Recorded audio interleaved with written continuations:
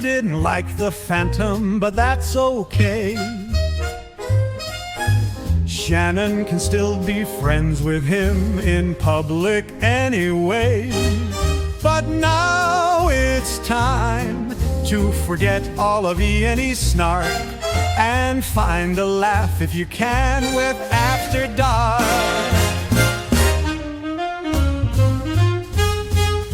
From tired to awake, watch me flip it on like a switch. This is Podzilla 1985, Podzilla After Dark, and we're about to entertain you, bitch.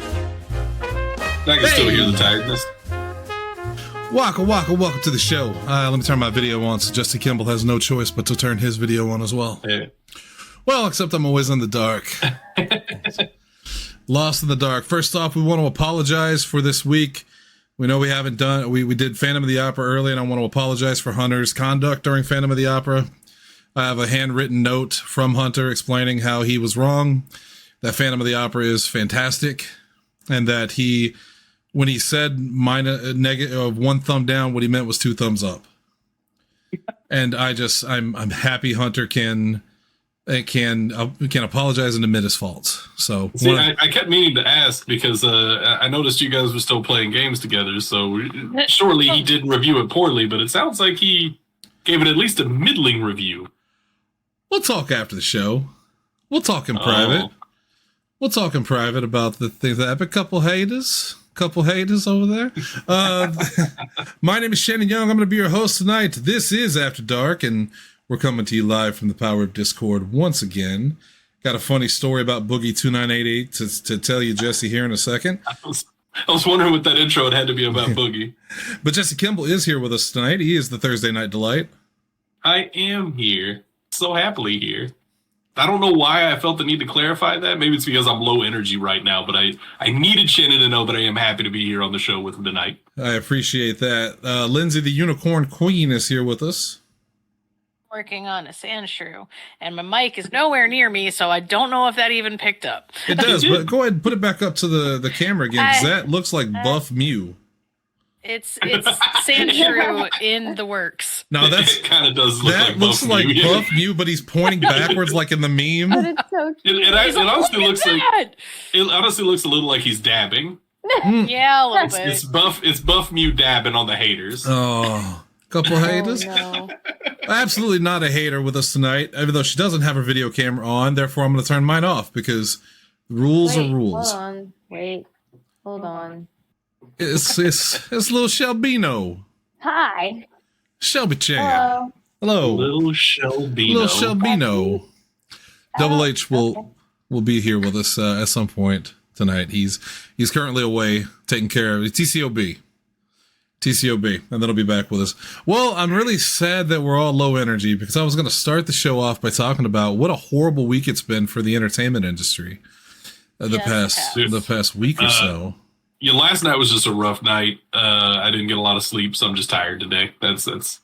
But I'll get pumped. We'll get this going. It'll be all right. All right. Well, I feel like Jesse did not listen at all to what I just said, and I think I did. Rough weekend entertainment. I just wanted to explain my low energy. He's just powering through it. Nothing I'm will just stop getting it. over the plague, so because I'm the one that had to pull a Tanner. And break news for one of the more heartbreaking ones to me, anyway. I don't feel like it's Tanner's responsibility anymore. He's not here tonight. He lost his ability to call the deaths. We've been taking that job from him. He had one good one, which was truly shocking, and ever since then he's fallen behind on reporting these things. Yeah, hold on, let me sip my coffee real quick. Yeah, so I forget her name. Lynn Marie Stewart? Trachtenberg. No, we're going to start back a couple of days ago when she was Charlie's mom on It's Always Sunny, and she was Miss Yvonne. Miss Yvonne on Pee-wee passed away. Yes. And that was sad. And that was like, well, that's really unfortunate. And joining us now is not Tanner Calvert, but it is Double H. That is correct. Yes. I can confirm I am not Tanner. That is the correct double. We're going over. We just started. We're going over what a horrible week it's been for Hollywood, and yeah, it ain't great. No, talking about. I'm waiting on the number 3 hammer to drop, and I want to be really clear. I don't mean that to be Excitedly. disrespectful to Gene Hackman's wife. Well, that too, because she also passed. I don't. I realized earlier I know nothing about her. I don't know. Was she famous in any way? No, I don't think know. so. I believe that I know they put on that she was a pianist. There was one that I was looking at that had a little bit of info on her, but I didn't fully click and read the article. Hunter, you already have your 3. There's already 3. Yeah. Wait, who'd I miss beyond Michelle Trachtenberg and Gene Hackman? Lynn Marie Stewart from It's Always Sunny and oh my gosh, was that what day was that? Was that Sunday? That was 6 days ago. Yeah, that's how bad it's been. Yeah. That's how bad it's been. Okay, so it wasn't this technically week. this week. So it was Saturday. Yeah, yes. But it has been within a week span, at least. Sure, of the show. Yeah. Yeah, and it's oh my gosh, yeah, I completely forgot about that. It's funny's not the right word, especially in the context, but it was kind of amusing to me that when I first started seeing the news about Lynn Marie Stewart, not one bit of it was about Pee Wee Herman. I saw it on the Sunny subreddit. Yeah. And I it didn't know it was the same woman. Charlie's mom has passed. And I was also never clicked in all the that's years wild of watching Sunny. I assumed we all knew that, and the reason I realized why I thought that was the case is the first time that Sarah watched Sunny with me, she goes, "Oh, that's," and I can't remember even the character's name. Miss Yvonne. She was like, "Oh, that's Miss Yvonne," and I said, "Who? The what? The what now? What's going on?" Yeah. She said, "Because I watched Pee Wee's Playhouse, but I remember none of it." And immediately she pulled up the picture. She's like, "That's her." I'm like, "No way!" And I said, "No way" as a visceral reaction, and then within seconds of looking at the picture, was like, "Oh yeah, that's clearly the exact same person." Yeah. And you hear it in her voice when she talks too. Like, I didn't know. We watched some clips of her. Same tone and everything. I also watched Pee Wee, and I had no idea. It's Charlie's mom. She was so iconic as Charlie. So to have 2 iconic TV characters like that is pretty good. And that's gonna leave a huge hole in It's Always Sunny. That's a big hole. Yeah, it's as heartbreaking as some of the things they've done in some of these later seasons have been. I am not prepared for what they're going to do with her death, because I cannot imagine that it's going to be a big jokey thing. Well, that too. Yeah. It's like they're not going to leave it out, and it's not going to be some big jokey thing. The worst part is that Charlie has already had, as a character, a really strong emotional, visceral response in the end of the, forget what number season it was, but when they went to Ireland and his dad passed. Yeah. I'm very much not prepared for what's going to go on with honestly, too, they could give some of that to Frank, because, they were together for a while. And it was his bang maid.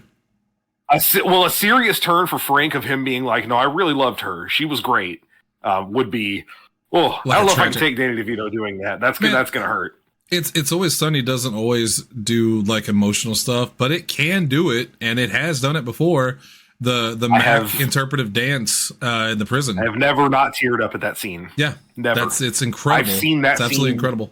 10 times in rewatches of that show. You're Frank the first every time I showed it to Sarah when I knew what was going to happen.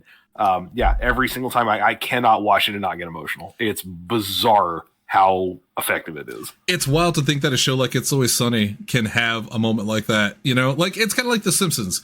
Whenever they drop the hammer on you, or Matt Groening in general, because Jesse Futurama does the same thing. Obviously, Futurama had a lot of heavy hitters. Scrubs is a great example of that. When a comedy hits you with the emotions, they hit you harder than anybody else. Yeah, Scrubs will still hit me occasionally, just like, because I rewatch that show fairly regularly. And there's still like those scenes, even though I know they're coming. Where do you think we are, Dr. Cox? I'm not even the biggest fan of The Fresh Prince of Bel-Air. It's a great show, but I've just never made a point to make it part of my repertoire, But anytime that I see or hear the clip of "How come he don't want me, man?" Yeah. Like, no, thank you. Yep. I need a minute. Yeah. And then one of the few good episodes after season 2, I think. Season 2 or 3. Yeah. And the saddest one for me was hearing about Michelle Trachtenberg. Not just because she was only 39 years old. As we all get up in our age a little bit, I'm 42, and I always think to myself, well, I'm old, I'm dead. And then you hear Michelle Trachtenberg passes away at 39, and your first instinct is to go, "Oh my God, that's so young. That's ridiculous." She's literally younger than all but one. No, 2 of us. Shelby's younger than her, right? Yeah. You don't have to say. You don't have to say yes or no. That's fine. Me and Shelby both, yes. Yeah. For a split second, I thought it was all but one of us, and then I remembered that Jesse is younger as well. Yeah. But not by a lot. But yeah. Well, I just turned 40 in January, and so she's younger than me is. I knew we were approximately the same age because I remember when she was on television, I was like, oh, that's, that person looks like they're about the same age as me. But I did not know that she was younger, even if it's just by a slight amount. So, liver transplant. I mean, there's a lot of speculation about what happened. The current thing seems to be that maybe something with that. They rejected the liver transplant. And she was alone. And when it went back, I mean, it was there, but like, there's so many things that can go wrong with that, like between the medication going on, like if she did have any kind of like drug abuse issues or even alcohol. Which hasn't been said, and no one's saying that, obviously. We're not saying that. Well, but really. I'm just saying, like, that's any number of things could go wrong with the liver transplant, like, so easily. She has apparently, in the past couple of years, has appeared more frail and gaunt, and people have kind of called it out, and but no one knows why. I mean, it's probably from the liver transplant, obviously, but however she passed away, it's still obviously very, very sad, and I grew up super tragic. Obviously, I knew her from Buffy the Vampire Slayer. A lot of people know her from Gossip Girl. I never watched Gossip Girl. Harriet the Spy. I didn't watch Harriet the Spy. Yeah, that's Sarah's version too. I wouldn't say I knew her from Gossip Girl, but I remember when we were watching that show, I was like, oh, it's and Sarah goes Harriet the Spy, and I was like, yes, that's who I was thinking. I was an obsessive Buffy the Vampire Slayer watcher and Angel both, and she. That's where I knew. I remember when she popped on as Dawn, and I remember thinking, I got what is it called, the Mandela effect, where they were like, "This is your sister Dawn. She's always been here." I started to go, "She's always been here." No, she hasn't. Wait a minute. Joss Whedon just gaslit all of us. He was bad about that, apparently. That's why there was a move past it. A special rule. Okay, yeah, we won't talk about the dark there. I just wanted to do the bit. She's so good. She was so good as Dawn. Everyone was Everyone was either, if you were young enough, you were in love with her. If you were old enough, she was like your little sister. So I put on my Facebook, everyone's little sister passed away today. Because she fit that role so well. She was just a great, funny, beautiful actress. It really bums me out when you hear about someone dying so young. Did anyone else watch her on Gossip Girl? I never watched Gossip Girl. I didn't watch Gossip Girl. We watched it pretty extensively when it came out, and she was like a mean girl. She was villainous, and it was very like you didn't expect it because, like you said, she was always this kind of nice character and like the little sister type character, and then she shows up and is just like queen bee bitch, and you're like, oh, okay, she's got range. All right, I'm here for it. She in a lot of interviews said specifically she learned the same thing that wrestlers learn. She was like, it's a lot of fun playing a bad guy because it's so easy. You just let it out. You just let yourself be all these things that you're not allowed to be. Yeah, exactly. I think and I'm not trying to bring the mood. I mean, obviously it's sad and it's going to be a mood bringer down anyway, but there's a Buffy episode called The Body. I don't know if you guys remember that one specifically. It's where their mom passes? It's where their mom passes. And it's one of the most traumatic things I've ever seen on television. I can't watch that episode because of her performance and of Sarah Michelle Gellar's performance. It's ridiculously haunting, and from what I understand, her mother actually found her in bed, and that's just, man. I don't do death very well. Very well, for the record. Not to make it about me, and I promise I won't dwell on this. I've probably told some of this story before, but I don't envy people who find a loved one passed. I went through that when I was 12. Yeah. My grandpa, when my mom and I were living with him during my parents' divorce, we came home, he had passed. Like I said, I'm certain I've told this story. And it's not, it never leaves you. Nope. The image will never leave you. The sounds of what's happening in the moment will never leave you. It latches onto you. Yeah, we found my uncle in our house had passed. Of course, I didn't find him. Originally, my mom did.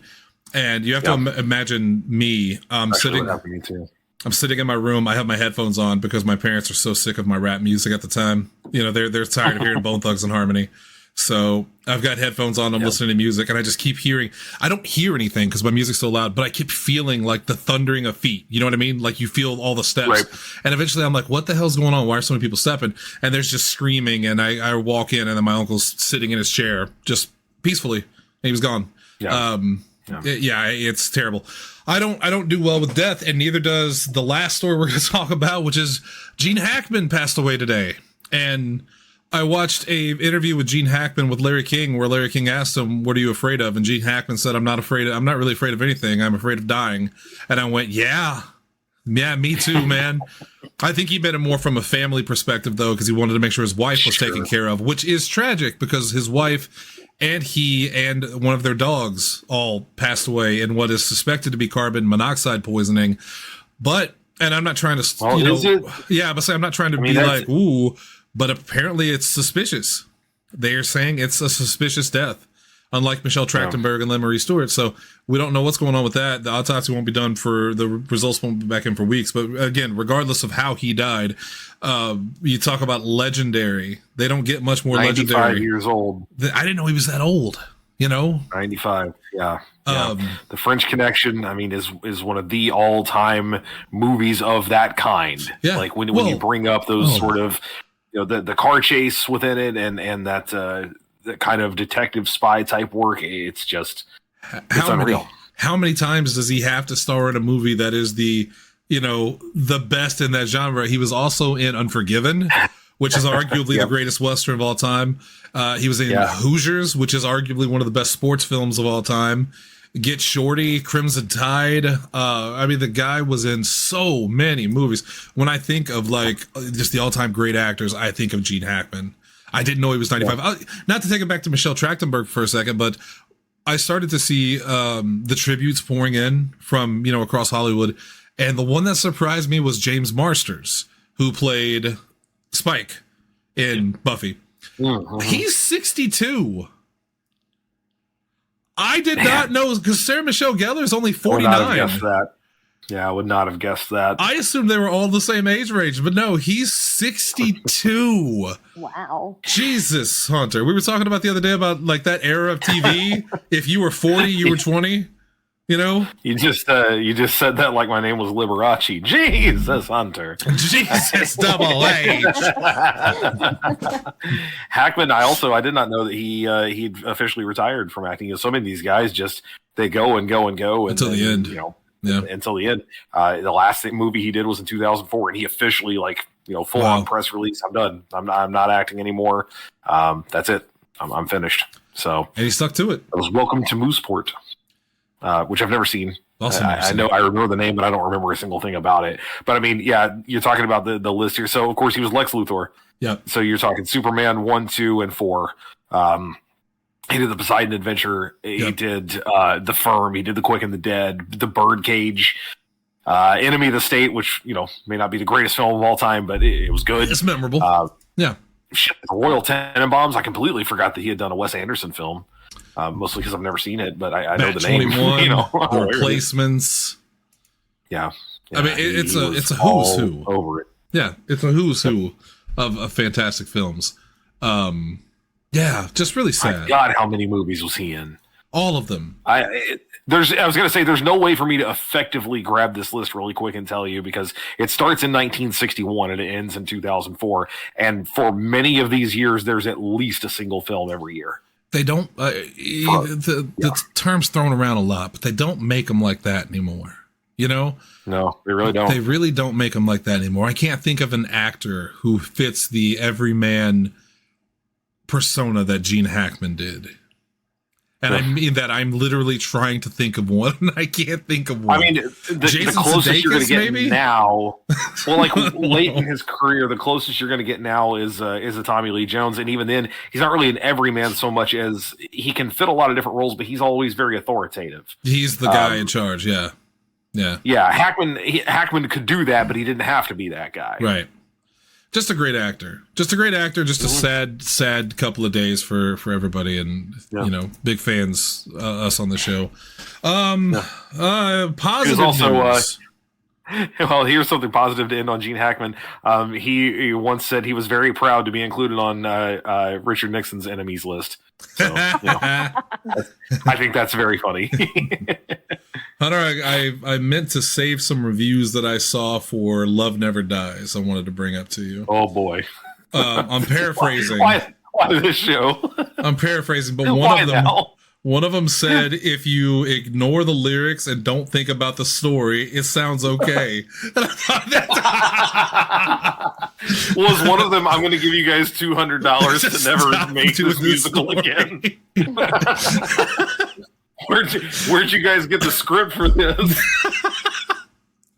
There's a very specific store. I watched the ending song. And like, I just give me the gun bag. I'm throwing popcorn at my monitor. So bad.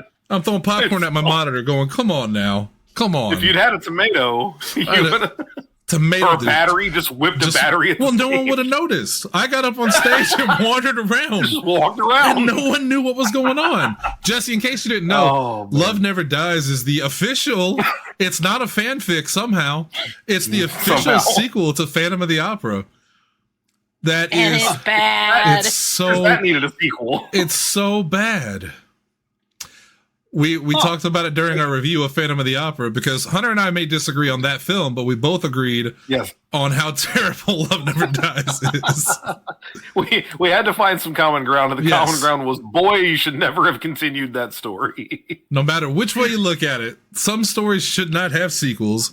Not necessary. We'll spare you the details. This is to say it's horse shit. Yeah. Just go back and listen to extras and epilogues because we ended up basically reviewing the gist of that film as well. Well, that was the epilogues because show. We all agreed that there should never be a sequel to Phantom of the Opera. Like it just needs to be its own thing. And there's not really a movie; it's a film to stage performance of it. They didn't make a film about it, but they should have made a stage performance of it. Bad either way. Yep, correct, accurate. Other news: WB shut down or something. I don't know. Something happened. What?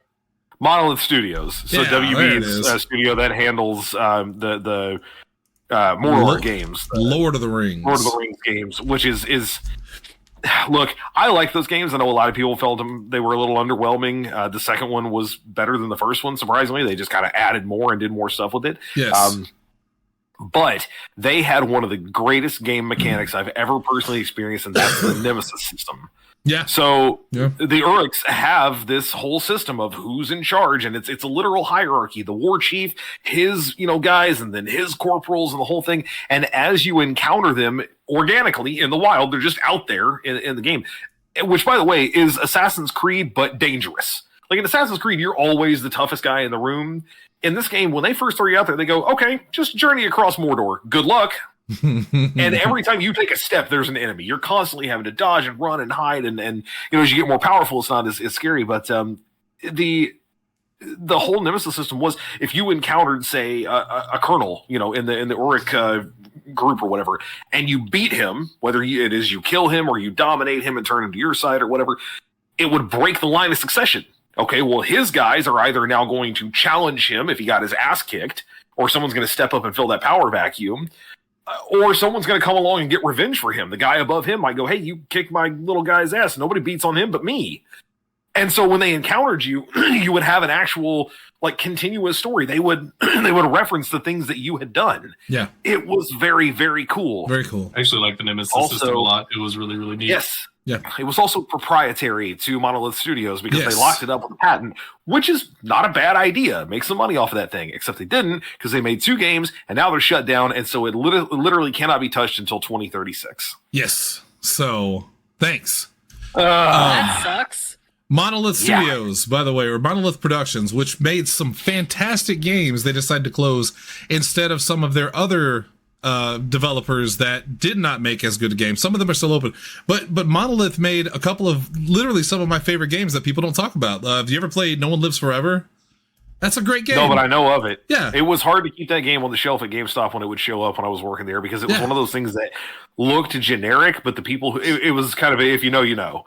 Yeah. And the people who knew, as soon as we got a copy, it would be gone that day. Yeah, they did Alien vs. Predator 2, the good one. They did Fear. They did Condemned.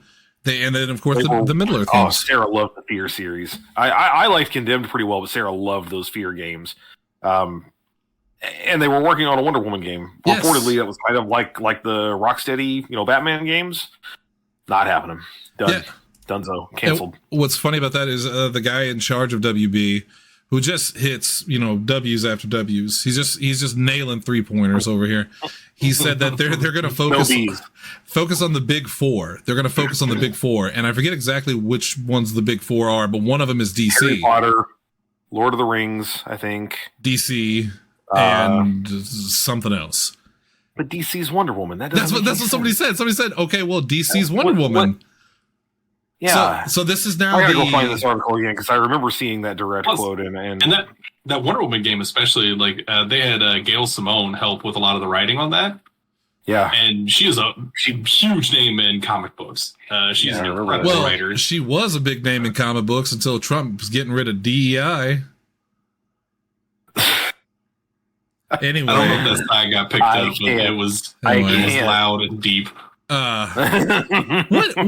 a sucky run for Wonder Woman fans. All 7 of them, I'm assuming at this point, because Mandy Kennedy dropping like flies. You talk about a character that gets no respect. Like, not only when you compare all the other DC, the heavy hitters, because there's the big trinity when it comes to DC: Wonder Woman, Superman, Batman. Batman gets 9 million games, 1,000 videos. Superman, it's no longer just the big 3. WB has confirmed. Don't you say it? It's now 4. Don't you say it? You know it. Don't you know it. Well, who's the 4th, Jesse? Who's the 4th man? You know exactly who the 4th person is. Horse shit. I don't tell me. Harley Quinn. It's Harley Quinn. Yeah. Yeah. Oh. Yeah, Harley Quinn.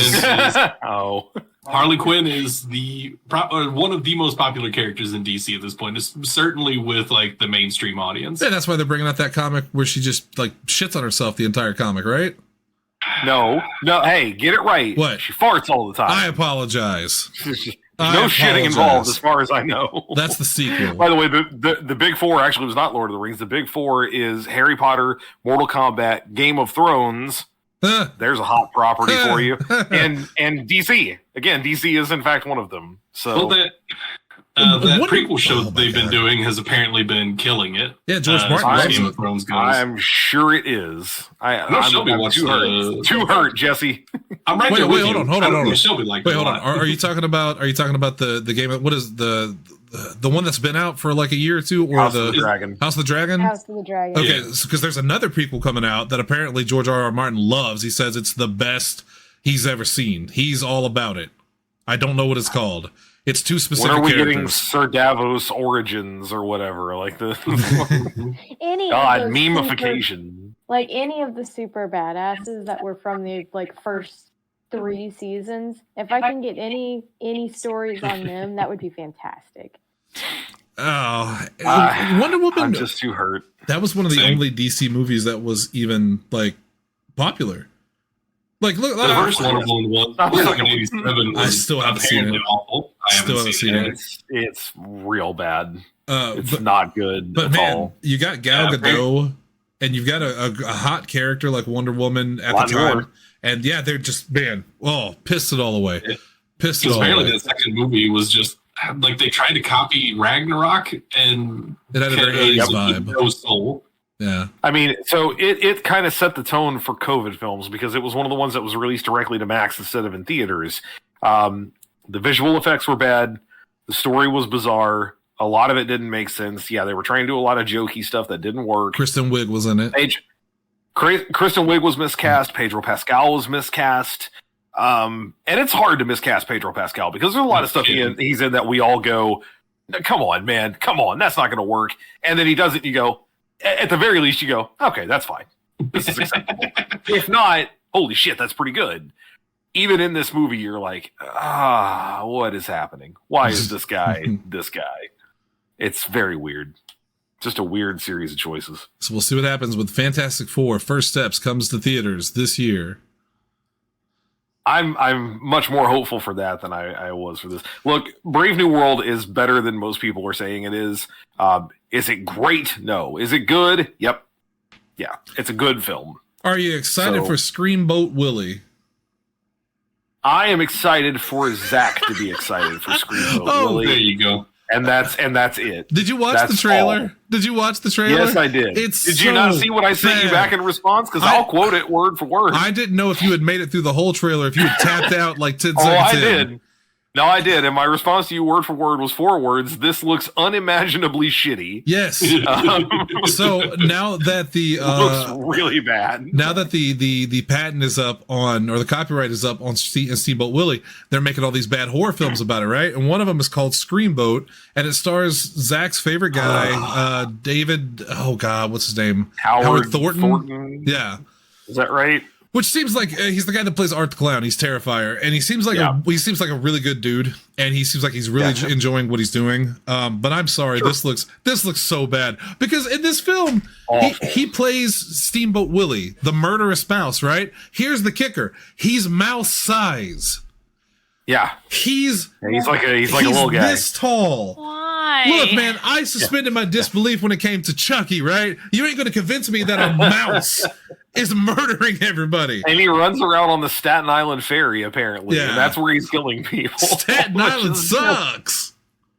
Yeah. look, if they'd included 3 seconds of audio for one of those sketches in that trailer, I would have at least gone, all right, you got me there. Like a Jumbotron or whatever his name is. Oh, God, it's so bad. And we'll have Zach on to review it whenever it's done. See how it happens. All right, quickly. Let's get not to a full episode. Let's get to the. Well, I don't know, man. People love it when we just dog a movie, and not when we disagree. Yeah, but we would have when to we pile on that thing. Oh, I don't know. Nikolai's been putting in overtime. You know, it works for me. I could do it. I could do it that way. I would do it for Nikolai. He's doing the comrades' work at least. Yeah, he's a good comrade. All right, the gremlins work, and we'll all be comrades soon if Trump has his way. Okay. No, Russia will just become the 53rd state. He called Zelensky a dictator. And we'll call it red, white, and bluesha. All right, tonight's top 5. All excited about this one. This one's going to jazz right up in your crawl hole. Lindsay, what is your crawl hole? I don't like that. It's 5 IPs that we would turn into musicals. And what kind of musical would it be? I have done nothing for this assignment, and I came up with it. I ran very loose and fast with this topic. Oh no, I was cooking all afternoon. I even sent a version of the meme to the group chat about it because I was very excited. Where I said, I'm still very influenced by cold medicine, so that should make it even better. Now. Speaking of which, I learned of the topic 2 hours ago, and I finished it 5 minutes ago. So I am currently trying to get my number 5 here. I keep finding things that I'm like, man, that would be awesome if there was a musical of that, and there is. For example, I literally just searched, like, is there a Back to the Future musical? Yes, there is. Yes. Oh no, I saw it last about it. And then because I thought that's what I was thinking. I was like, I think I remember Hunter talking about going to see that. And then I looked it up. I was like, damn it. I have terrible news for you. It's okay. It's all right. It's not the best thing I've ever seen. It's not terrible either. The special effects are unreal. I still don't understand how they made the car do the thing on the stage. I literally, and I refuse to look it up. I I don't want to know. It's very cool, and as far as I'm concerned, it's very cool. Life. It's better than Love Never Dies. It's decidedly better. Love Never Dies. The music is not great. It's not going to stick with you in any real demonstrable way. But anyway, not the point. Yeah. Oh, Hunter also missed me talking about how I had a pretty rough night last night and did not get a whole lot of sleep. So I'm very tired. I am trying to be very energy. Jesse, let me tell you about my night. Let me tell you about my night last night. Okay. What you got, buddy? I've been on steroids for about a week. They prescribed me steroids for my pain. They're oral steroids. Okay. And I felt a little bit better. But yesterday I went back to work yesterday. It was my days off were over and I'm in pain. I'm just hurting. So I'm like, when I get home, here's what I'm going to do. Now, I don't advocate the use of marijuana. I've never been in that business. I have no interest in it. I didn't make a lot of money in it. So I have no investment in the marijuana industry. But because of Junkie J, and he knows what I'm talking about, I may have a gummy at home. Big old gummy, 100 milligrams. You understand me? You know what I'm saying so far? Okay. Yeah, we're looking gummy. So got you. I told myself, well, I'm not going to do a lot, but I wouldn't mind taking the edge off tonight, something to relax me and put me in a good mood. So I chopped this thing in half towards 50 milligrams, and then I'm going to chop it in half so it's only 25 milligrams. But then I'm going to chop that in half, so it's going to be like, 13 milligrams or so. But I'm like, I'll take a little bit extra. So I took what I could only assume was between 20 to 25 milligrams, maybe a little bit less. And I thought this will be fine. I used to do 20 milligrams when I was doing marijuana, which I've never done before, and I didn't do in the past. But when I was doing it, I usually took about 20 milligrams, and it was fine. No trouble. So I sit down. This is before everybody gets on and we're all hanging out and talking. And I'm watching Law & Order, which, has been the style at the time recently. I've been watching a lot of Law & Order. And I knew something was wrong when I'm looking at the television and the television stops being a television and it becomes a window. And I feel like I can step inside of this window and I can be in Law & Order at this point. Everything around the TV started to go fuzzy. I'm staring. I'm not kidding. I've never had this experience before. I'm staring at the TV. Everything around the TV is fake at that point. I look over at Lindsay. She's not real. Nothing's real. The only thing that's real is Jerry Orbach and Chris Noth in Law & Order. I'm sorry, but I have to tell you, and you will understand exactly what I'm talking about. All I can picture is you as Homer going into the TV and disappearing with the ice cream cone to the fucking space theme from the DuckTales game. That's what it felt like. I felt like I was no longer watching television, that this was reality now. And like, I turn my head, I look, and I can see the waves that my brain creates as I turn. And I go, and I told Lindsay, I said, this isn't good. This is not good. So well, you thought you said that. She wasn't real. I told her, I need some help. I think I took too much. So she pulls out her phone game so we could play a word puzzle game. And I go through like one round and then she gives up completely and just starts flipping through her fucking iPad. She's given up on me at this point. It did not take long is what I'm trying to say.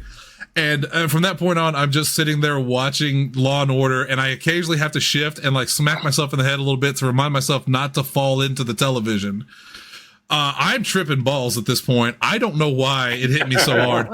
And mind you, he has not moved from his recliner at all, so he's nowhere near the TV. No, but I'm staring at this television, trying not to be sucked into it, and like I'm freaking out at that point. My chest starts to hurt. I feel like my heart's beating a million times, and I didn't calm down until I started taking my heart rate, and it was very accelerated. But it wasn't accelerated nearly as much as I thought it was. And then I started to calm down.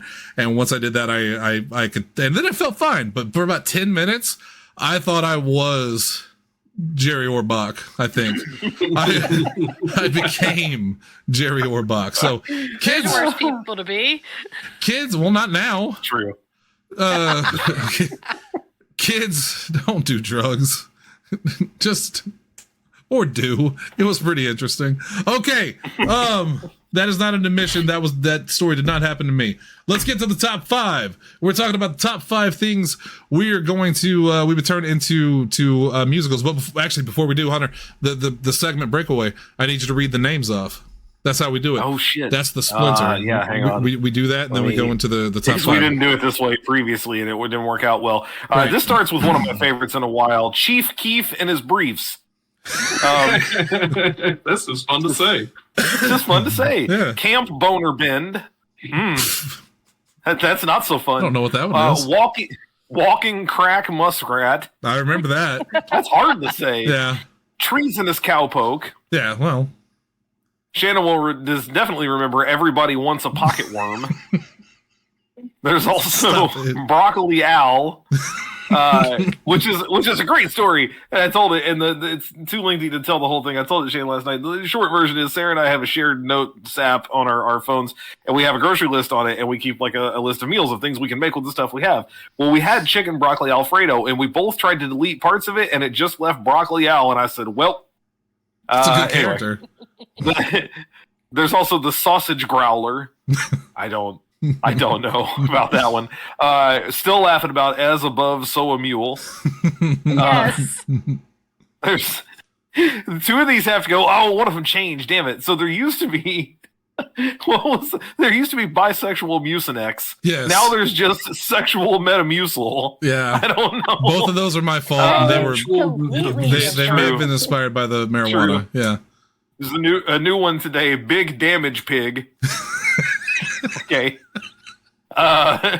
Churred Up Bird Boy. I don't like that one. That was you. I know. And you probably don't remember. I do, because I remember laughing so hard. Lindsay was like scared for me because I was crying. I could hear her in the background going, "Are you going to be okay?" Yeah, it wasn't good. Fragrant Rose Shooter. I don't know. And maybe my new favorite one, Dire Rat Diaper Rash. I didn't know what that one came from. I was curious about that. That came from my other D&D group. Oh. To whom I said the phrase dire rat, and one of them went diaper rash, and I went, well. Yep. All right. That's it. That's all. That's it. You have to stay tuned next week for what wacky names we come up with. It'll be wacky. It'll be weird. Let's get to the list. I just stole that from Kanan Becker. I apologize. Ghost Pirate Entertainment. Check him out on YouTube. He's fantastic. Jesse Kimball, let's start with you. What are you turning into a musical? What kind of musical is it going to be? Who's your star? There's three questions I have to answer here. Those are the three. Okay. Show me it. What I was thinking about doing, and then I ended up changing my mind. I was going to take the Shannon approach, where it's like, I don't know, like I'm not that deep into musicals and the like. I decided to go ahead and prompt. Do what? He made the prompt. Yeah. Well, no, I'm saying, like, whenever we do a topic that Shannon's not particularly into, he'll throw a couple in there. He participates in the conversation. He has a good time. That's what I was planning on doing tonight. But then as I started typing this, I was like, no, I think I got this. I think I can do this. So I can make it happen. What Jesse's admitting is that he's just not into this show. What? I don't know how you went from A to Omega like that, but it was weird. I like to treat it like Digimon. You start as a kitten, but you end up as a tank. That's pretty accurate. Not in 2025 America. Technically, the kitten turns into a half-naked woman, but... No. Well, they'll let you have one of those three, and I bet you know which one it is. So, my first one is going to be Amory Wars. Ah. Okay. Feel like that was what's Shannon? What is that reaction? Oh, I just didn't think about that, and I thought, well, I guess you could just get the lead singer to play the character. I mean, I feel like, I mean, at this point, I think that Claudio could be Coheed. You don't think he could be Claudio? I don't think he could be Claudio anymore. He's like, because Claudio is like 19 in the comic book version of Claudio, obviously, like real life Claudio, and I think he's in his late 40s. Is this a rock opera, Jesse? I'm going to guess it's going to be in fact a rock opera. Yeah, it is a rock opera, and it will be starring Xolo Maridueña. All right, I didn't expect him to really go through with it. Yeah. Why are you slapping that out? So Xolo is spelled Xolo, and Maridueña is Maridue, in with the little like accents. Tilde on top of it. Tilde Swan. And then A is the last letter there. He's got Maridueña. This he's kind of everywhere at the moment. No, so he I don't know if he did anything before this, but he was in Cobra Kai. He was Blue Beetle. He also, he got Blue Beetle. He's started having roles all over the place because the kid is phenomenally talented, and I think he's going to be a pretty big name. I mean, he's already becoming a pretty big name. Yeah. But and he can sing, and I think that would be awesome. And like he has kind of the look. I think he could pull off Claudio. I know he could do action stuff because Cobra Kai, and he is incredible in that show. So yeah. Okay, so Jesse, I don't remember. Amory Wars, it's Coheed. Yeah, lots. Yeah, it's Coheed. Well, which? All right, I have to ask which story, which one do you develop if you had to pick one? I don't know. Second stage turbine blade. Yeah, I'll buy it. Honestly, you could have said any of them, and I would have been fine with it. So. Doesn't matter. I just feel like you kind of need that foundation, right? Like the beginning. To start from the beginning. Yeah, you can't go straight into Good Apollo. Well, they said you couldn't make a sequel to Phantom of the Opera either, and here we are. All right, let's go to Shelby. Chan. So I am not exactly well versed in any of this. I know like 3 musicals that I like, and I like them. Anything else, I'm not great, and I don't know what it is. So I wanted to turn this book I liked called The Phantom Tollbooth that I have talked about before repeatedly because it is so good. I want to turn that into a musical. I don't know what kind it would be. It's just like a little kid learning all these different types of just lessons of life in a really fantastical kind of way. Like, I don't know what I would consider. Let me try to help you with this. Do you want it to be like original music for the show, or do you want it to be existing music that gets ascribed to the show, which is a jukebox musical? Like Moulin Rouge. Right. That's like the first distinction. I don't know. I guess it would need to have its own music because... So if you want it to be... Yeah, if you want it to be original and you want it to be the music tells the story of the show, it's called a book musical because they write like the book to the the lyrics and the music and all that. If you want it to be more of a it's like vignettes and scenes from the story that are just kind of set to music, then it's generally more like a review or like I wouldn't call that a concept musical, but it's I guess a review is probably as close as you're going to get to it at that point, almost like an operetta in a way. This could be more. But those are kind of the general distinctions. Yeah, so it's like a book musical, a typical. Yeah. Like, what kind of music are you thinking? Just in general, like genre wise.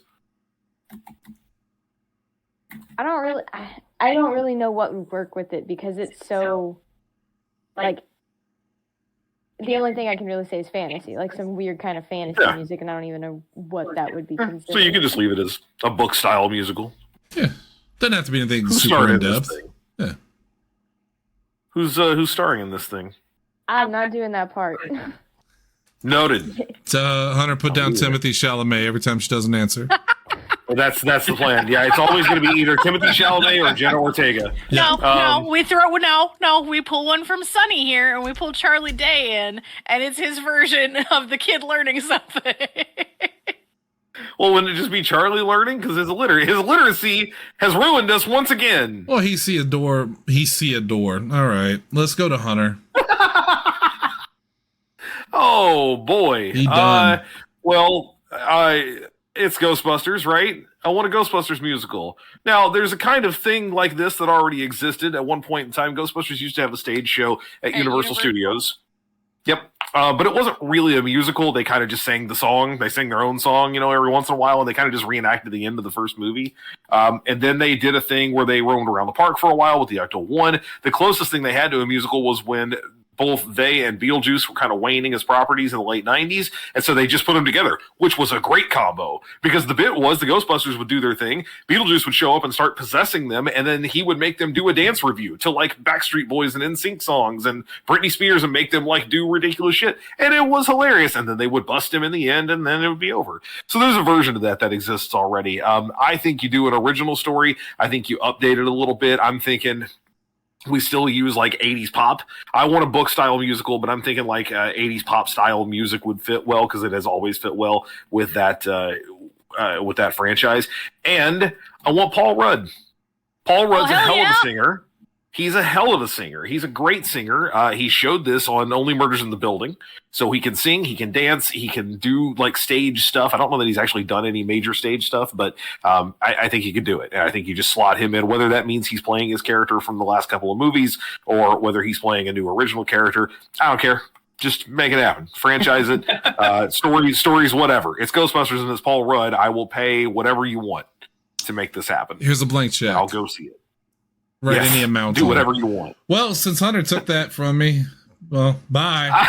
Look, man, you put me first.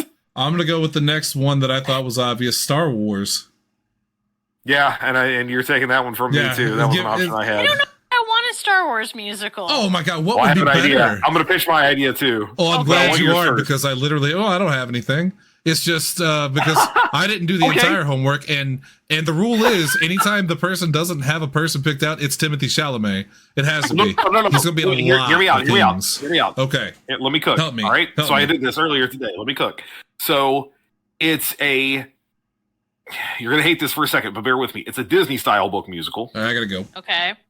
What that means is not that. So basically, a Disney style musical is usually one of their stories adapted for stage. Yes. I'm pulling that primarily not because I need a G-rated show. Like, you can make it PG. Most of those movies were PG all the way up to what? I don't think any of them were PG-13, were they? They were all PG, I think. I'm going to look that up real quick. Yeah. Anyway, point being, it's light enough that families can see it, because we saw these movies when we were kids. You adapt not the original stories, but you adapt versions of those stories, like stories that exist in that world. So it's a Disney-style book musical, meaning that the music drives the story, but the tone is different for each song. Like it's more important for the different characters, because that's how the motifs in Star Wars work. The Imperial March, the Rebel March, etc. They're all very different tonally, even though they're all orchestral. And it stars Cameron Monaghan, who plays Cal Kestis. Cameron Monaghan is also a stage actor. He has done a bunch of stuff on the stage. So whether you want him to be Cal Kestis or not works. You could adapt essentially a version of the Jedi Survivor stories, or you could just have him play one of those characters because he knows how to do it. That's my thought. Yeah, I dig it. I'm all for it. Yeah, I think a Star Wars musical just makes sense. Honestly, I'm surprised they haven't done it already. Also, just for the record, starting with Revenge of the Sith, all of the rest were PG-13. PG-13, okay. Yeah. Well, so probably before Revenge of the Sith, so that was much later. I was going to say, I thought you said Return of the Jedi, and I'm like, well, yeah, at that point they had that rating. But no, all of our PG until Revenge of the Sith was the first 13, and then Force Awakens, Jedi, and Rise of Skywalker were all PG-13 too. Revenge of the Sith deserves that PG-13. That's a dark movie. Yeah. And the others, they're trying to protect you. You shouldn't have to see them until you're 13 or older. So they should have raised they should have raised that up to 100. You should have to be old enough to buy ultra porn to you should have to be able to talk to someone first and see if it's right for you. Oh, Lindsay, My Little Pony. No. Okay. I am starting things off with one that's already based on a play originally, technically. But since all the rage as of late has been taking movies and turning them into musicals, give me a 10 Things I Hate About You musical. Oh. It could be a combination of a jukebox with some original songs mixed in.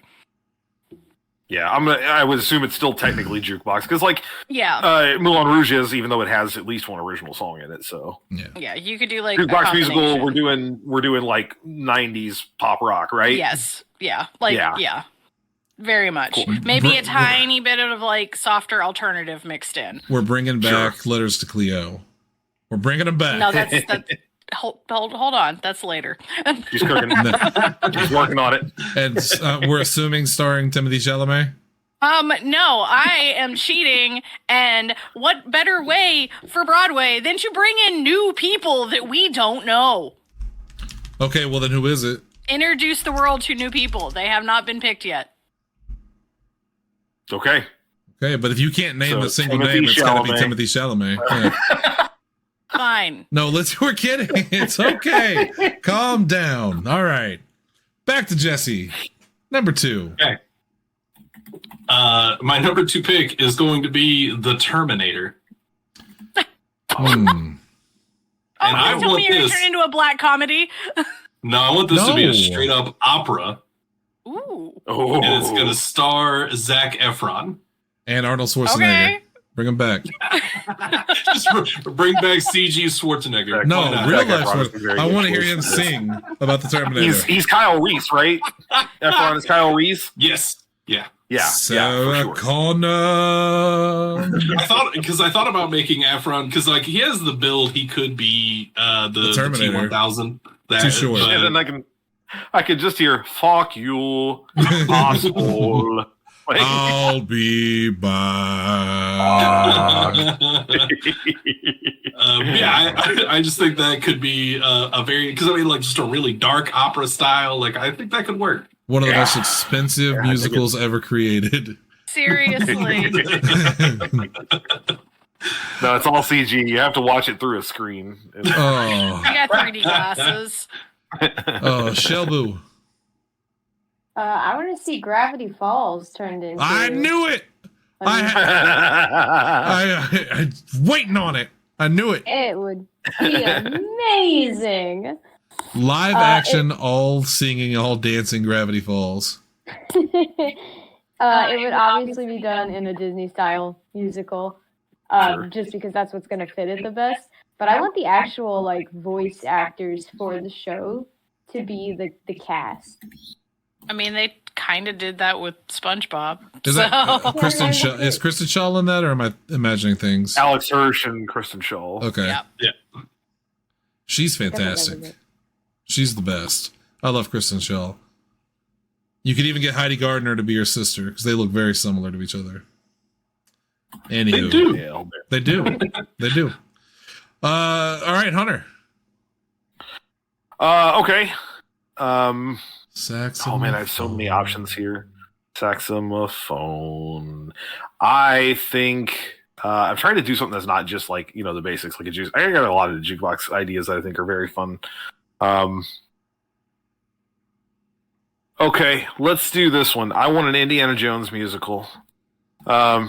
And I want it already... as in, well, you know, there's the stunt show, right? There's the stage stunt show at the Disney World, and I think Disneyland. I think they have one at both, or maybe Disneyland just has the ride. Anyway, I think you could do this in a way that would be fun. It does have to be a little tongue in cheek. That's why I want an operetta. So basically, what we're talking about here is like a lighter. It's like between an opera and a musical kind of thing. There's some spoken dialogue. It's kind of like jokey and funny. They're kind of making fun of the fact that they're doing this musically because there's a certain like rhythm and musicality to like the fight scenes and all the action sequences in those movies. I think you set that to music and you have there be like lyrics going along with it. And I think the best guy for the job just recently revealed himself. It's Troy Baker. Mm-hmm. Troy Baker does an incredible Harrison Ford. I think he puts on enough of we don't have to do the face, but he does enough of the voice that he can do that. Plus, an accomplished stage actor. He was the lead singer of a band for a while, if I remember correctly. So I know that. I think he could do it, and I think it would be very entertaining. Basically, just a version of the stunt show, just expanded to be an actual, story, and add some music to it, some fun music, a little jokey, a little more lighthearted. Of course, yeah. It would have to be. It would have to be something, kitschy. So there was actually. There was a person that I wanted to use as a star in one of my lists, but couldn't think of a good spot for him. I think he would actually do a great Indiana Jones. It would be Ryan Gosling. He would, yeah. He'd be fantastic Indiana Jones. Yeah, I don't disagree with that. If it weren't for the fact that Troy Baker recently, just basically became the new Indiana Jones, because if you play that game, Jesse, or if you watch any of the clips, he's doing a young Harrison Ford, and even Harrison Ford's like, "This is how you do this." Yeah, AI doesn't have to steal their souls. He's so damn good. And his whole fucking catalog of like on IMDb is all just like how fucking good he is. Yeah, 100%. So that's what I want. Troy Baker, by the way, was the lead singer of and rhythm guitarist for an alt rock band called Trip Fontaine. I don't know anything about him. We'll try to get him on the show. Hey, my next pick, believe it or not, is Law and Order. Now hear me out. I knew it. I knew you were going to do something. So, did you? What are the lyrics to that song? You're going to make lyrics for the theme song, right? Yeah, it's like this is Law and Order. Watch Jack McCoy put him in the ground, or not ground, put him in jail. Oh, no, it's a little darker. So you can't put him in the ground. I was almost disqualified by this because you might not know this. There actually was a cop musical on television in the 90s. Cop Rock. How was it called? Cop Rock? Cop Rock. Yes. And I thought, well, shit, because it had to be Dick Wolf, right? No, it was actually Stephen Bochco. And if you're going with the lawyer stuff, there is a musical episode of Ally McBeal. Well, sure, but we don't like to say the word McBeal around here. Stephen Bochco. Maybe she should need an Ally McBeal. if you ever watched any cop show on television, it's by one of two people. It's either Dick Wolf or Stephen Bochco. Oh yeah, Stephen Bochco also did Hill Street Blues. He did NYPD Blue, LA Law. Like, he did a bunch of that stuff, and then Dick Wolf did the other. So thankfully, since he didn't do Law and Order, and that was Dick Wolf and Speedweed, of course, then I can get away with it. So it's absolutely Law and Order. It's basically like the worst day of their lives. There's multiple cases that all intersect with each other, and for a star, this is easy because it's Jesse L. Martin, who played Detective Green in Law and Order and is also an accomplished singer and stage. He was in Rent. He's so good. Yeah. That makes me very happy because that's another one that I had on my list of people I wanted to have star in something and couldn't think of anything good. Yeah, I mean, it just goes. I fucking love Jesse Martin. It just goes together because Jesse Martin was one of my favorite detectives in Law and Order. So bring him back for the stage performance and have him portray the same character. Now he sings. Problem solved. I love it. And if we could have had Jerry Orbach, we could have put him in there too, because he's also, I don't know if he's a great singer, but he was Lumiere. That's all I need.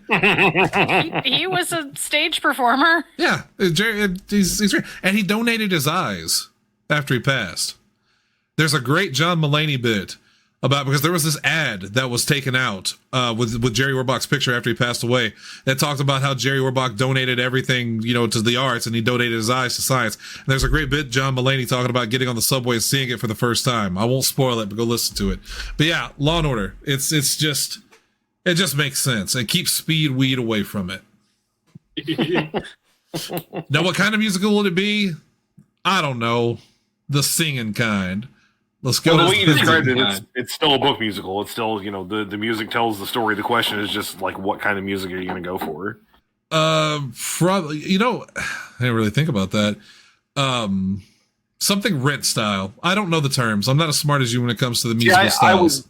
I would think it would be very like jazzy and bluesy because the theme song is too. Like once it gets to that woodwind kind of flute type of deal, I think it's like a jazz book musical. It's like a gritty cop story, so you would want something smoky and jazzy, something catchy. Yeah, Sweet. Jazz blues book musical. All right, totally. That's the best answer, Lindsay. No, this is where everyone's going to think that I'm just like a one-trick pony during this entire show. No, My Little Pony is not on my list. I do not need a My Little Pony musical. Okay, Thank you. Okay, well, it's going to be on my list. Go ahead. I bet I know what she's going to say.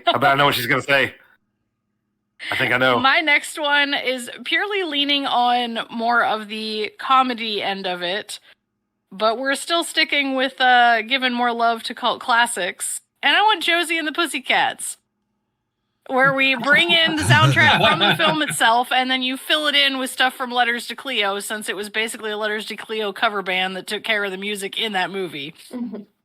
I knew we. So then this is going to be. Hang on, what's the name of this? This is like a review then, because it's going to be specifically their music. Yeah. Yes. Okay. Who's in it? And it? it might be fun to like bring some of the actors from the movie in as like other characters. But let the main girls be new people. Well, good luck getting Rosario Dawson. She costs too much. No kidding. Saying newbies. I'm gonna start writing Jenna Ortega by instinct. Timothy Chalamet. Musical guest Timothy Chalamet. Okay, Jesse, number 3, the best number. All right. My third one is going to be a Mega Man musical. I think it's going to be an operetta. You would have my friend Sarah's money. Starring Taron Egerton as Mega Man. And I was thinking about putting Jesse L. Martin in as like a Dr. Light, kind of handling like a little bit of exposition stuff. But I really liked the idea of Taron Egerton. And I kind of thought the idea of like, I'm sure that you guys have all heard like the Mega Man 2 Dwayne and Brando bit. Nope. Yes. Yeah, I know exactly what you're talking about. It's so funny. It's so good. It's just extremely well done. And like I had a thought of like having this almost be like a rap battle kind of a situation. Jesse, Jesse, can I make a suggestion here? Sure. I know who your music director should be, because Dwayne and Brando are great. But tell me you've heard all of Brentalfloss's stuff for Mega Man. Yeah. I mean, he basically hung his hat on that. We got to watch him in concert do that. He has the helmet. He's got the Mega Ran. Like, the two of them could work together on that. Between the two of them, those are your music directors. And then instead of just an operetta, you do a pastiche, which is basically the same idea, only it's like tongue-in-cheek. It's meant to be kind of comedic and kind of like, we know what we're doing, but we're going to take it very seriously. I'm fine with that. I've never heard of that one. So we'll go with that. But yeah, I just... Also, Terry Egerton is just phenomenally talented. There's a role that I wanted him in my last pick, but I think he's just too old for it. So I kind of threw him in over here. A pastiche would be like Spam-A-Lot, basically, is that, where it's Nice the Round Table, but it's kind of a parody, basically. This wouldn't really be a parody directly so much as it would be, yes, we know this is an inherently ridiculous idea, we're going to take it as dead fucking serious as we can. I dig that. And yeah, I just really like that. Shannon, I'm gonna have to send you the Dwayne and Brando bit so you can watch it, because I think you'll enjoy it quite a bit. Absolutely, if I don't cough to death here. But let's go to Shelby. Who? He's dying. I'm gonna pick Lord of the Flies. Oh my god! I want to do it as a rock musical, and I want it starring all the guys from Harry Potter. I'm gonna write the entire Harry Potter cast. All of there it is. Lord of the fucking Flies. So this kind of has to be a pastiche true, right? Because it's gonna be satire. It's gonna be. I mean, I'd watch this shit. Dude, as soon as I was like, dude, yeah. Wild. Well, but Shelby, awesome. Who saves them in the end? The British. They come and pick them up. They finally fucking find the kids, dude. Timothy Chalamet. You're supposed to say, let's say, Mo. Okay. Lord of the Flies. All right. Yeah. Hunter. Okay. I want to do... What am I going to steal and throw in here? We haven't had a jukebox musical in a little bit. I think we should do a Fallout musical. I think we should. Okay. This is a jukebox because it's going to be like songs from the games. So, 50s and 60s kind of pop and contemporary classics from that time. And you know it. You know who I want to star in it. Just say it. Walton Goggins. It's Baby Billy. Yeah. Baby Billy's Bible Bonkers. Yeah, of course. He's a hell of a singer. That's fun, isn't it? He's done some stage stuff. I think you just make a musical version of the show, basically. I don't think you really have to change much, except make him the main protagonist. Yeah, he's the ghoul. He encounters Vault Dwellers. He encounters the Brotherhood. But it's a jukebox musical with them doing music from the time, and you incorporate it in as how that's the music that drives the story forward. I don't know if I'd make him the ghoul, though. I might give him something else to do. Like give him, another character to try. From the point of after you the could drop, so he kind of needs to be a ghoul at that point. Well, it could be that you kind of retell some of his story from the show. So he starts out as human. It's pre-war, and then afterward he is the ghoul, and he's trying to get his family back or whatever. I also love the fact that it's gonna. The subtitle is going to be "It's Fallout, a post-nuclear musical," right? Like it writes itself, just like the game. Yeah, you could just do a thing where Walton Goggins comes out as the ghoul, and he just tells the story. Like he's just he's the narrator. Make him the narrator. Like make it a one-person show, from the beginning, where he comes out. Well, so he would be the. I'm thinking of him as like a Greek chorus type. Like he's the one who, he narrates he's explaining what happens along the way. So things that he saw as, through his life. Yep. I'm here. And then everything else is like scenes basically. So at that point it's basically a jukebox, but also a review. It's little individual scenes of these things. Yeah, totally down for it. Well, for my next pick, I'm going to go with My Little Pony. I'd like to see a My Little Pony musical, because here's one that I don't think anyone else is going to do. Imagine it's basically Cats. Everyone's dressed up like ponies. They've got wings. They've got some unicorn horns. They all have little cutie marks on them. God. And Lindsay, you didn't take it, so I took it. This is gold right here. It writes itself. We bring in a bunch of the classic My Little Pony characters that I don't know their names, so I'm just going to say Chuckles, Dr. Apple, Mr. Dr. Apple! Keep going. You've got to have Keep five. Going. 3 more. Got to be at least 5. Peppermint Potato. And if you don't name one, it's Timothy Chalamet. Peppermint Potato! Hang on. Firefly, Sky Dancer, Melody, Applejack, Bowtie, Moon Dancer. Except in mine, it's Botox because it's a comedy thing. It's funnier. She's got big old horse lips. And they're... comedy. I'm currently changing Kaz's name to Peppermint Potato. Big old horse lips. And of course, it's funny you mentioned that because the stars would be Timothy Chalamet and Jenna Ortega. No, Pete Davidson, right? Well, he's in there. He's one of the main 5. Yeah. 5? Yeah. I'm putting him as the main one, Pete Davidson. Look at those lips.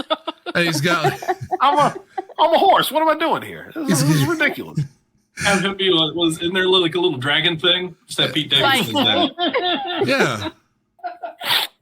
Ariana Grande's in God, I hate it. I hate it too. And it's both beloved and reviled for in between the subculture of sexual deviancy it spawns. Like the music world, the theater world hates the fact that it exists because now they have to deal with these freaks. Now I feel like we're talking about cats. Exactly, that's what I'm saying. It's just cats. That's the point. It's cats, but they're ponies. Yeah.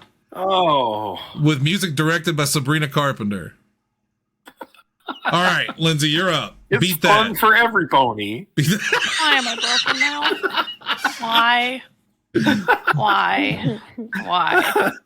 Okay, my next one is in the vein of Mamma Mia and American Idiot. As in, I want a romantic comedy, but it is all done with music by the Monkees. Because there are enough songs in there that you could throw together a story, and it would work. You know, they didn't write their own songs or play their own instruments. That's not even your favorite bit. Your favorite bit. It's not even his real hat. Don't care. I want a musical with Monkees music, and you're gonna have a guy that is confused over 2 girls because you got Valerie and Mary, and it's in the suburbs, and he needs to take a train somewhere. Someone say Clarksville. Someone say a train to nowhere. I wrote romantic comedy review musical about the Monkees starring, I don't know, Mo. And we can call it Monkey Business. Monkey Business, starring John R. Monkey. Slow down. Not since the days of Kaz have I had to change names so often. John R. Monkey. All right, I'm on it. Hang on. With 2 E's. Well, obviously. Yeah. I'm changing Tanner's name. Fragrant Rose Shooter's not doing it for me. But John R. Monkey is pretty good. All right, okay. Jesse, back to you. Number 4. Number 4, I'm going to do Celeste. This is a video game that I've talked about a whole lot for having an unbelievably good soundtrack. Yeah, that's right. It also has an unbelievably good story. And I would have this it would be a book musical. It couldn't be a stage play, it would have to be film. Because Anna Kendrick would star as both Madeline and Badeline. Because Badeline is it's B-A-D instead of M-A-D. That's kind of like her inner darkness, I guess you could call it. Is one of the main antagonists of the game. And yeah, I think this could be a lot of fun. And they just use the soundtrack in the game, kind of transpose that over for the actual musical, and I think it could work pretty well. Yeah. That'd be a fun musical. Yeah. Yep. Till AI takes it over. God damn it. AI is ruining everything. Well, Shannon, where was the AI joke when I was talking about AI? Huh? I said, where was this AI joke when I was talking about the Terminator? There's Skynet jokes all over the place. Could have been made. Well, too on the nose. I don't think a nuclear holocaust is funny. All right, Shelby. My next one's going to be a game called Eternal Sonata, which Shannon knows. I do know about that. That is a great game. I also know. Hunter also knows that game very well, yeah. Conversation. I've beaten it. Frederick fucking Chopin, Hunter. I had the faceplate for my 360. Same. Yeah. Because they came to GameStop and nobody picked them up. Yep. I did not, and I would have loved that. Because nobody played this game when it came out. Yeah. No. Which is a shame. It is a shame because it's very good. Shelby, there's a greater than zero chance that I've got one laying around in a box. Shelby, I might also have one laying around in a box somewhere. I can give you. I mean, it would be for the original model Xbox. Yeah, I was going to say. For the wall. You can just hang it on the wall, yes. Tell us about it. Well, I mean, you guys already know. We've talked about this before. It is about, like, the crazy dreams that, it's Chopin, right? He was Chopin. Yeah, the crazy dreams Chopin was having, like, as he was dying. These are just, like, the things he was seeing on his way out of this world, and there's the sounds and sights that he portrayed, and it's just really neat. Yeah, you get to hear a lot of his music and just a lot of wild things in there. This would be a really good concept musical, by the way. Yeah, very experimental kind of structure.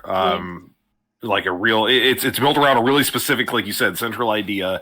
But it's very experimental. Company is a good musical that exemplifies that kind of thing. So I think that would fit. Starring. Too? What's that? Are you on Theater House too? Hell yeah, of course I am. Hey, that's my example too.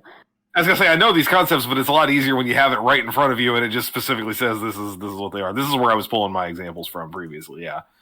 Well, it's all examples of things I don't even know. So like I'm gonna pull some shit out of my ass, be like, this is an example of that. I have no idea what I'm talking about. Yeah. No, these are all dead on. This is exactly the way I would describe it. So it's handy. Can I make a suggestion? It's gonna sound like a joke, but I'm serious. Okay, go.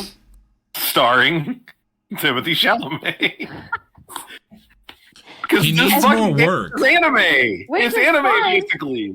Which is fine because I really didn't have anyone for the male character because I was gonna say Natalie Dormer as the female. Oh, okay. Yeah, I'm gonna write that down. I think that's a more interesting one. But yeah, Chopin. I mean, the like little weeaboo version of him kind of looks like Timothy Chalamet as Willy Wonka. So you're not wrong. Timothy Chalamet does look a little bit like an anime character brought to life. I mean, yeah. That's why he got one of the Kardashians. Did he really? Yeah, he's with Kylie. Oh, shit. I didn't know this. And good for him. Yeah, that's good. Good for him. That is good. She's as the most attractive male. All right, Hunter. I'm gonna take a whole bunch of stuff in one go here, and I think it's late enough in this deal that nobody has said any of them, so I'm doing it. Marvel's Infinity Saga could be done as a review musical, basically just individual scenes from across the whole films rather than having like one singular film. At one point in time, I was going to pitch a Guardians of the Galaxy jukebox musical, but I think they get their own section that's a jukebox musical, right? There's definitely part of it that's them. My central character for this, though, I'm going to steal something from the Avengers game, is going to be Iman Vellani, who plays Kamala Khan in the MCU. I think she's a good framing device for it. She's kind of that narrator type character because she followed the original Avengers through their whole thing. So you have her step in at various points and explain, like, here's what's going on, through song. That's the way I would stage that. And frankly, I'm kind of fucking shocked that some version of this doesn't already exist. I remember they had, was it on SNL they did a skit about like an Avengers musical, or was it just an Avengers skit? It's in Hawkeye. No, it's in Hawkeye. Oh, is it Rogers, Hawkeye? Okay. It's the Captain America one. It's called Rogers the Musical, and it's meant to be basically the in-universe version of Hamilton, but it's about Steve Rogers instead of Alexander Hamilton. Yeah. They did stage actual versions of it at the Avengers campus at Disney World or at Disneyland in California. Very briefly around the holiday season, like when Hawkeye was out, they would do like they did a little like one act play that was basically a version of it, and it was a musical because they had like a couple of songs that they actually performed in the Hawkeye show. So that's why I couldn't do that. I had to work around it. So I know I made up the rules. Does it have to be an IP or can it be a person? Whatever. Well, Lindsay went with the monkeys. It's fair game. Yeah, but the monkeys technically will. Okay. I mean, technically, it's a TV series. I would like to see a hip opera based on the life of Tupac Shakur. That'd be cool. I think that's not already something. He has a fascinating life. From growing up to his rise in, the rap industry, starting out as like a backup dancer for Digital Underground with, Humpty Hump, going on to become the biggest rap star in the world, going to jail, and then being murdered in his youth. I think it would be a fantastic story. I would like to see that done. And you could use his most famous songs and adapt them for the story, basically, because a lot of his songs are based on his life. So that would be very easy. Isn't there a movie that's based on his life? Like, can you just do that? Basically, just make that into a musical? That'd be your property. I don't think they ever did Did they do a Tupac movie? I don't know if they did one specifically. I feel like they did, but now I don't know. I know they did a Biggie movie. All Eyes on Me. Well, that's a documentary, I think. I think it's just a documentary. Movie about... Because I know there was a guy that played Tupac in a movie. This is a biography. Yeah, the untold story of Tupac Shakur. Movie about starring Tupac. Demetrius Shipp Jr., Denai Guerrera. Yeah, this is... All Eyes on Me? This is a movie. Yeah. Yeah, that's the one I'm thinking of. I'm pretty sure. Yeah, 2017. Because this one so came if you out... wanted like a technical property, it could be this. It could basically be adapt this, but as a musical. Yeah, I mean, because it is basically his life. So, yeah, I think Tupac is just a fascinating person, and I think it would be a fantastic, story to tell. So, yeah. Who's in it? Don't even know. I'm going to play the Lindsay card, and, okay, Timothy Chalamet as Tupac. Again, apparently a guy named Demetrius Shipp Jr. played him in the film. I hope he can sing. He's in next to nothing else, but holy shit, he looks like him. He does. Obviously, they had to change it up, but yeah, I'm trying to copy this picture. Here's a picture of him on what is clearly like the Tonight Show or something. This is Demetrius Shipp Jr. I have no idea if he can sing, but I assume he had to perform something for that. So yeah. I mean, it's just a fascinating story. His mom Tupac's mom was in the Black Panther Party. He has a storied history through the rap industry. His feud with Notorious Big. It's just one of the all-time great stories, from nothing to something, and with a tragic ending. So I think it's a beautiful, beautiful story, and I would love to see it. Anything I could do to push Tupac, because we get lost a lot today in these clowns that are running around here as rappers. Downtown. Yeah, well, who said they record downtown, Hunter? All right, Lindsay, number 4. All right, I want to do something anime, but my favorite already has several stage musicals, so it's off the table. We're going to go see him in a month or two. Yes. So, Jesse, I pose this one to you. Steins Gate. Oh, yeah. Because Okabe would be amazing on stage. He's so over the top, and then watching him descent into madness. That would be pretty spectacular. So, for those that don't know Steins Gate, it is a story where they're kind of experimenting with time travel, and they figure it out. But in the process of figuring it out, someone they really care about ends up getting killed. And he wants to fix this problem to save that individual. But no matter what he does, whatever he changes, somebody still ends up dying. And it ends up being torn between two people. He's got to pick who lives and who dies. And so it would definitely be like a story-themed musical for driving through stuff. Yeah, basically has to figure out how to jump the timeline enough. Yeah. To ensure that both people survive. And it is excellent. Do they win in the end? He descends into madness. Okay. So, starring Zach Galifianakis. Timothy Galifianakis. Galifianakis. Whoever it is has to have a wonderful mad scientist laugh. So Zach Galifianakis. Yeah. Yeah. All right, Jesse, last one. Mm-hmm. Last one, buddy. All right, my last one is going to be the Karate Kid. You can't do that. I can and I am. I would like this to explore a few more themes that have come up in Cobra Kai, the show that's been running for a few years now, just released the final part of the final season. Karate Kid was always one of my favorite movies. The sequels are pretty meh, but that first Karate Kid movie, it's always been one of my favorites. Cobra Kai came out, it's been phenomenal. So I'd like to see more stuff about Johnny Lawrence and explore some of the themes that are explored in Cobra Kai. This will be a rock musical. Sure. And I would like to see Simu Liu as Mr. Miyagi. Because he can sing, he can dance, he can do karate. And I think that will be fun. Did you say this was a prequel? This is just straight up Karate Kid. I would just like to see it explore some of the themes that are explored in Cobra Kai. Gotcha. But say, because Simu Liu, I mean, he's pretty young for Mr. Miyagi. I mean, he's 39, I think, 39, 40, something like that. And Pat Morita was in his, 60s? 50s? No, he was 51 when that movie was filmed. Ooh. So he wasn't that much older. You put on some makeup and, make his hair gray, you'll be fine. Okay, we'll buy it.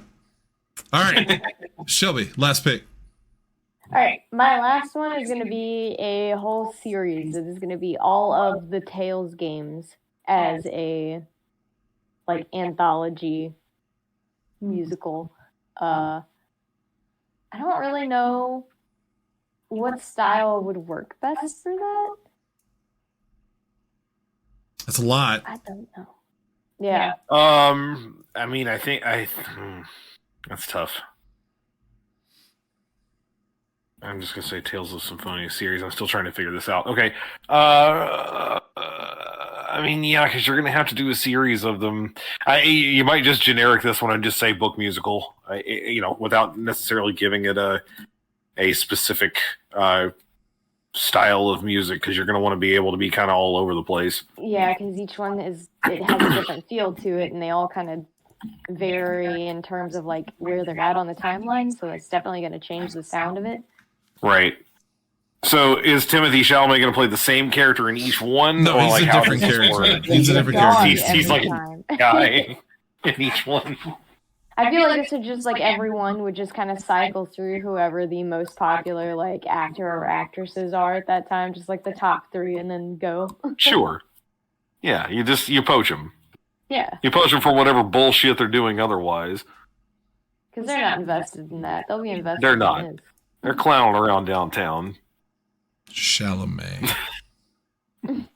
Chalamet. Hunter, what's your last one? I'm going to throw an honorable mention out here that I know nobody was going to pick, and it almost feels like a little bit of a cheat code, because I was going to mention Only Murders in the Building. I think that would be a great musical, mostly because it's already a very musically minded series. But the only problem with that is I think it was the third season, the whole third season is centered around a musical. Martin Short's character is staging a play, which he then thinks is going to tank, so he turns it into a musical, and it's all about that, basically, in and around this murder that has taken place. That's how I knew Paul Rudd could sing, by the way, because he sings in that specifically. The other problem with that is, originally I very much was trying to stick to an individual person, and I can't not have all 3 of them. You need Steve Martin, Martin Short, and Selena Gomez to make that work. Otherwise, it does not work. You force me to pick, it's going to be Martin Short, but again, it does not work without all 3 of them. So I think that would be fun, but it feels a little bit like cheating, and I can't make it work. So I'm going to do something a little out of left field. I'm going to say Dungeons & Dragons. Now, there is a Dungeons & Dragons stage show, which we saw in New York, called the 20-Sided Tavern, but it is not a musical. It is basically a live version of the game, which the audience participates in some form. So if we're going to do a more traditional musical, I want to do a concept musical, because kind of like Eternal Sonata, this is not going to be just, fantasy characters on an adventure. We do that all day long. We're going to go back and forth between that and what's happening in the real world at an actual game table. So much like what people thought was going to happen with the most recent film, which was great, and it wasn't that, which I really appreciated in the end. Honor Among Thieves was great in and of itself. But imagine Honor Among Thieves, but occasionally we cut to a table of a bunch of dorky kids who are playing D&D at the same time. And what they do affects what's going to happen to the other characters that are actually playing out the action. Shannon, you'll like this. I want to bring in Chloe Trost to star in this. Okay, I'm down with that. We know she can. We know she can sing. We know she can act. We know that she's funny because this is going to be a very humorous musical. There's going to have to be a lot of comedy because, again, that's you guys all know, having played with me and under me and all that, that's how D&D works. It's how all tabletop works. Comedy is getting in there sooner or later. Sorry, Cody. And so I think she could be. Strings. Oh, Cody knows. Pepperidge Farm remembers. Importantly, there's a version of this, I think, where you have the same players play both the players at the table and the characters in the game. I don't think it's that. I think you have two separate casts. And I think she should be the DM of the game in the real world. And that would be the funniest version of that because she's just constantly trying to bring things back together, trying to keep it serious. She would be the only person who portrays herself in the game world as well, because in the game world, she's God. So anytime she appears there, it's literally just to make things happen. And I think that'd be very funny. I agree. I'd watch that. Mine's real quick. Mine's very, very easy to do. You do a musical version. I wanted to have a horror film in here. Because if there's anything that would surprised you took this long. Well, if there's something that's going to go well with the ridiculousness of a musical, not that musicals are ridiculous, but to take something like a horror film and translate it into a musical would be ridiculous. You can't do too serious because then it would just be stupid. You can't do like pure stupidity because then it's not, you're not going to take it seriously. So what would be the best horror film to do a musical version of? You guessed it. Tucker and Dale versus Evil. Yes. I would love to see this as a musical with bring back Alan Tudyk as hell yes. Tucker. I think I forget who plays Dale, or maybe he is Dale. I don't remember. Tucker's just bring him back. Bring them both back if they could both sing. We know he can sing. He's all over. We know Alan Tudyk can for sure. Yeah, right. It's a great movie that doesn't take itself too seriously, but it's one of my all-time favorites. It's a silly story about two good old boys who these stupid kids keep killing themselves around them and thinking that they're killers. It would be death cult has come out to their land. He just jumps headfirst into the wood chippers. It would be funny. It would be funny. I think it would work in the same way of a lot of the comedy or the movie comedies like Back to the Future, Beetlejuice. It'd be something similar to that. In fact, very similar to Beetlejuice. The more I think of it, just with a lot more blood effects. I think that'd be fun. And hell, what the hell? Put Timothy Chalamet in there somewhere. He could be the douchebag. That yeah. I mean, you could really just get all of them, right? Him, Ortega, just throw them all out front there. Is in there. Seth Rogen?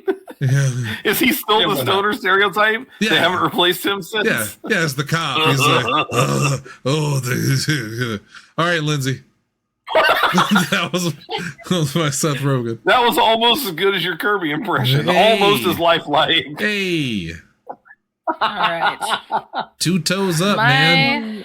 My last one is going to be Disney style. And I am doing what I did for my final project in animation, and I'm taking the fairy tale of the 12 Dancing Princesses, but modernizing it so that it is a dance troupe, and the owner of the dance troupe is hiring a detective to find out where his girls are going and why they're exhausted and can't put on their shows. I don't know what you're talking about. That's because you don't know the story of the 12 Dancing Princesses. She's special. I don't know who the 12 Dancing Princesses are. The original story is that the king's daughters are wearing their shoes out on a daily basis. He's spending a ton of money on getting them new shoes, and they're always exhausted, so he doesn't know what's going on with them. They're sneaking off at night into a magical kingdom and dancing the night away, and he makes a deal with whoever can find out where his daughters are going. They can have their pick of marrying whichever one. Well, in this case, we modernize it, make it as a detective, and he's just going to get a good payday for figuring out why this troop is like failing because they're not doing what they need to be doing. Yeah, because that's a hell of a thing. Figure out where my daughters are going, and you can marry whichever one you want. You can have one. It's a fairy tale. Have one, yeah. Yeah, hell, take 2 if you take the bitch. I got a dozen. I got 12 of them. Who's gonna miss one? Honestly, miss an extra Nobody. one. It's Raising Arizona. We figured they had more than they could handle. Yeah. All right. Would you like to see these musicals? Wait. Who's in this? Oh, people. Starring Jenna Timothy Chalamet. and Kristen. I need the Chenoweth. picture tonight. I need the picture for tonight's show to include Timothy Chalamet. He'll be the picture. It's He'll be all the of picture. us with their faces superimposed on top of them. So it's 2 Jenna Ortegas. I'll just have Jenna Ortega and Timothy Chalamet on the cover. And people will I can wonder. hear Tanner doing the musical guest Timothy Chalamet. Chalamet. He loves that bit. Chalamet. That's how they say goodbye and hello. What are they? Who is it, Hunter? Corinthians. It's the Corinthians. Yeah, it's your favorite alien. Yeah, they're my favorite alien race. You go back to the list. Yeah. I picked them. Well, that's going to do it for us tonight. But that's actually okay. That's it for us for the week, and that also ends February. So we are done with musicals. And it's been a weird week. It's been a weird week. Recording. So we did the Phantom of the Opera episode last early, week. Yeah, so that we could have it done. Yeah, basically on Saturday, so we could get votes. We did not do plays this week. We had to take the week off on that. So this is the first show we've done in a while. We were busy. Stuff was going Buff on. Mew? Yeah, It's coming together now. A little bit. I mean, I can see on the face now what's going on, but yes. We haven't really announced this on the show, so I guess we could do it here if you want. Yeah, why not? Let's do it now. So extras and epilogues. We officially revealed what we're doing for March entirely. You've known for a while it's the March of Games. You know that we had voting options and that we were picking some movies and we were letting you guys pick one movie. So we're now fully just announcing it. The March of Games looks like this. For the 4 weeks in March, we will be covering the original Super Mario Brothers movie from 1993. And not just the original version. The extended cut. We found the extended cut. Director's cut that was never released. The one they wanted you to see. Yes. With hookers and blackjack. It's called the Morton Jankel cut. The Morton Jankel cut. Importantly, Morton Jankel is not a person's name; it's 2 people's last names. The directors. The directors were a husband and wife team who maintained their original names. I guess I never really got a full answer on what happened. And no longer have careers after this film. That is correct. They did Max Headroom. And so anyway, so that's coming up on March 5th. On March 12th, we'll be covering the original Mortal Kombat from 1995. Zach Curtis will be in to talk about that one for sure. He's there for Super Mario Brothers too. He's excited. He's kind of just there for everything, mostly at this point. Mostly to disagree with me and go, I was like it. Yeah. Well, he was right on Saturday. Go ahead. He wasn't. No, on March 19th. March 19th. I don't know if Jesse knows this. Jesse, we're going to need your help on March 19th because we're going to watch Borderlands. Yep. And we need you to experience it as well. Because you've never seen it either, right? That is correct. As much as I love that franchise, none of us have seen it. Importantly, one of the pieces of trivia I have for it is that upon its release, the film debuted at an incredibly rare 0% on Rotten Tomatoes. So this ought to go well. Curious to see how this one goes. And finally, it would be March 26th. As voted by you. I haven't done the notes yet. As voted by you guys, it was a fucking nail-biting vote down to the last minute. We calculated them. You had 10 options from which to choose. It was almost Sonic the Hedgehog. Sonic the Hedgehog ended up with 7 votes, but eking it out with 8 is Warcraft, 2016's Warcraft movie. So that is going to be the final. I guess I am going to hop in on one. Lindsay will be here for Warcraft. I assume Jesse might want to jump in here for Warcraft as well. Jump in on Warcraft. Why not? And thankfully, this is one that I'm not like super devoted to. So if Hunter trashes it, I won't feel as bad. I've never seen it, and I've never played the game. I mean, obviously, I'm sure you're going in acutely blind. aware of the game. Yeah, I'm going in completely blind. Yeah. Sarah has played more of Warcraft than I have. She played a free month trial back when we were in college. So I'm going in totally blind. I'm very curious. I do like that there are at least 2 movies this month that I haven't seen. As much as I like Sonic, I've seen it, and it would have been, sure. I can save you some trouble. It would have been very much, it's 1 thumb up. It's a good movie. I didn't love it. I grew up with Sonic the Hedgehog. I like Sonic more than I like Mario for a long time there. And it's a good film. I'll add my review since you did that. It's 1 up, 1 down for me, just basing off what I remember. It was very much, when it was done, I went, oh, that was fun. You know what I mean? Yeah. Did you watch the second one? No, and I've heard 2 is the best. I need to watch it. Yeah. I haven't seen the third one. The second one is really good, and I would have probably edged close to 2 thumbs up on it. Definitely a solid 1 for Ethan sure. speaks very highly of 2 and 3, so I would also give 1 and 2 a solid 1 thumb up. Yeah. They're fun. They're not the greatest things I've ever seen, but they are right there on the entertaining watches. Yeah. Perfectly cromulent. Well, that's I feel like next we week. transitioned into another show. I did. A little bit. That's what we do here. That's next week on Extras and Epilogues, and of course we'll be back with plays and also another episode of After Dark as we'll do something video game related all month long in March. So there you go. Stay tuned for that. Until then, for myself, for Jesse, for Lindsay, Hunter, and Shelby, and for Tanner who couldn't make it tonight, thank you guys for tuning in. We'll see you next week. And until then, I can't see her. Her video is frozen, but I know she's excited for it because I can see her in the background of Jesse's video. Shelby, take us out. None of that got picked up.